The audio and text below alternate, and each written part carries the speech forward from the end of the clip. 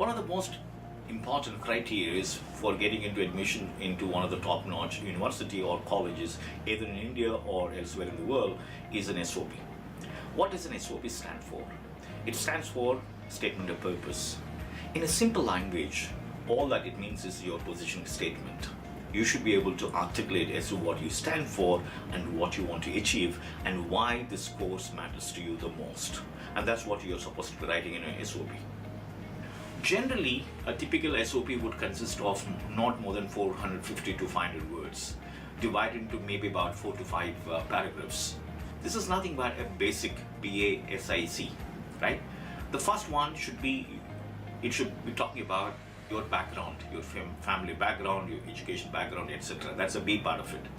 And the second one, which is the A, is nothing but your achievements. Now, maybe I don't know what age you are at this stage, but the point is that you should be highlighting very categorically all the achievements that you have done, right from school days, college days, and the first assignment that you had, the first job opportunity that you had, and the current assignment as well. So it's all about achievements, right?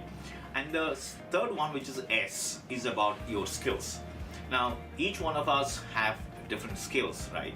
And therefore you should be able to articulate very clearly and state very clearly the specific skills. For example, it can be analytical skills, it can be negotiation skills, it can be sales skills, or it can be research skills, etc. Whatever skills that you have, maybe, but again, don't write too much, right? You should be able to focus on maybe 4 to 5 important skills that has actually been the case in your career thus far. So that's a S part of it. And the next one, which is I stands for innovation. Now, right from your school days to again college days, again to your job days, including the current assignment, I'm sure you would have innovated at some point or other. Maybe in your job, maybe in your interaction, maybe in the way you're interacting with people, etc., right? But the point is that you should be able to again articulate maybe 2-3 innovations that you have done, and therefore that gives an idea for someone else to see that yes, he or she has been a self-driving individual. And the last one, which is C in the basic formula that I was telling you about, is the career goals. Now, this is a stage where you need to write as to what is your career goal. Can you see the horizon, maybe 5 years hence, 10 years hence, and what's your deep down aspiration that you would like to pursue?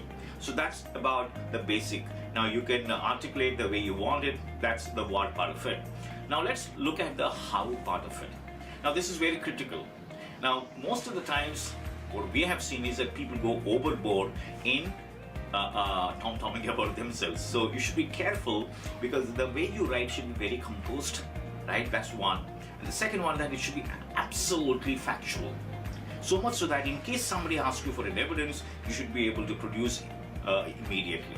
So therefore, don't presume the fact that these guys do not know and therefore I have the liberty to write everything that I want. Please don't do that. It has to be very factual. So much so, like I said, is that it should be evidenced by any possible documentation. That's the second one. Third and most important thing is the style of writing.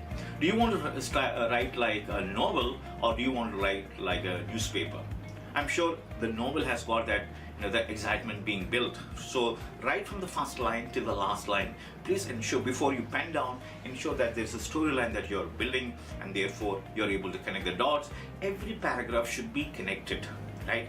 It's not like this is different, this is different. So the theme, that's the reason why I said the first statement that I made is that SOP is nothing but your position statement, right? So what is a position? So everything that you write should be related to that position statement. Otherwise, people can see through the disconnect, and therefore they may not rate your SOP as good as what you would have wished it, right?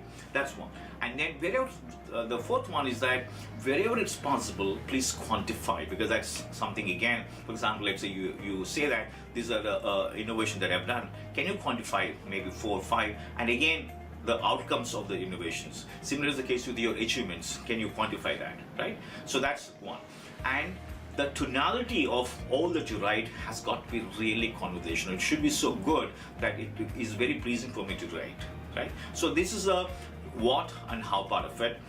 But as a parting words, let me state this much, and that is that it has to be very honest, whatever you're writing, and it should be not more than maybe about 450 to 500 words, and the way you write should be very interesting, and for heaven's sake, do not copy anything from anywhere in the world. I know that you will have access to a lot of information on the web, right, on the internet, but the point is that it has to be your own statement, and therefore make sure that it's brutally honest. Because please remember, the purpose of SOP, like I said in the beginning, is that it can make or break your admission into the university or the college that you're seeking admission into. Therefore, make sure that you are really honest. Hope this will help you to write your SOP better. Thank you so much.